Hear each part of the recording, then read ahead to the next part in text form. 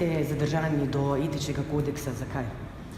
Preprosto zaradi tega, ker menimo, da bo to mrtva črka na papirju. Mi smo v postopku priprave tega etičnega kodeksa predlagali določene dopolnitve, predvsem vezane na finančne netransparentnosti, ki se dogajajo včasih tudi pri političnih predstavnikih, ampak smo naleteli na zaprta vrata in mislim, da je ravno prejšnji teden tisti, ki jasno pokaže to, kaj bo pomen tega etičnega kodeksa. Stranka SMC, ki je pripravila ta kodeks, v bistvu je z vsemi silami branila ministra Počivalška, ministra, ki je odkrito zavajal, ki je odkrito pravzaprav oškodoval javne finance in se potem sklicujejo na etiko. Mislim, da so to dvojna merila, ki so nesprejemljiva in iz tega vidika nepotrebne. Tisto, kar bi morali zagotoviti, so spremembe zelo verjetno zakona o poslancih z možnostjo poklica političnih funkcionarjev, z finančnimi, če želite, kaznimi za prekrške in podobno, ampak tega seveda vladajoča politika v tem trenutku ne želi.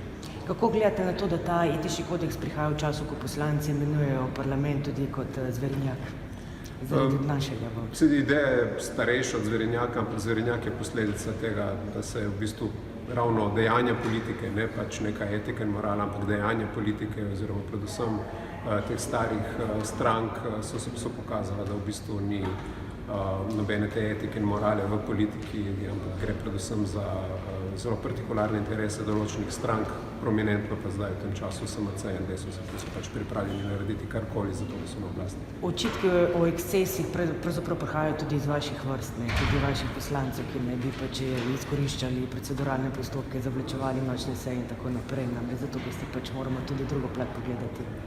Ja, kar se tiče proceduralnih in postopkov, to so parlamentarna orodja stara 200 leti ali pa tudi več, ki so v bistvu ena od skrajnih orožij, ki jih ima opozicija. Tako da tu mislim, da ni sporno, ampak je verjetno nekaj, kar je neobičajno v naši mladi demokraciji, ampak se lahko razvije in seveda še enkrat nekatere predstavnike, predvsem koalicije, včasih zmoti, da imenujemo stvari z njihovim pravim imenom.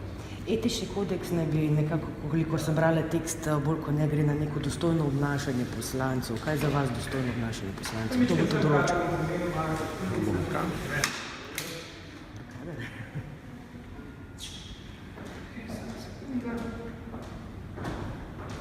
Torej, kaj je za vas dostojno obnašanje? To je zelo, bom rekel, široka definicija, verjetno za vsakega posameznika dostojnost nekaj, kar si sam predstavlja.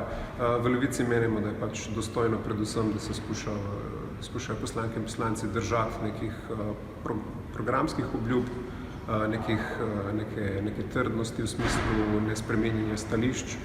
Bi pa tle rad poudaril, da ne glede na to, kako poslanci lepo govorijo ali so lepo oblečeni, to ne spremeni dejstva, da lahko pač delajo stvari, ki so več kot enostavne. Čisto zadnje vprašanje, kakšno je to sporočilo za javnost, da se pravzaprav, ko se te ekscesi dogajajo, kakšno sporočilo dajo poslanci? Poslanci naj bi bili celo še en več korak, še večji vzor državljanom pri pristopanju zadevam.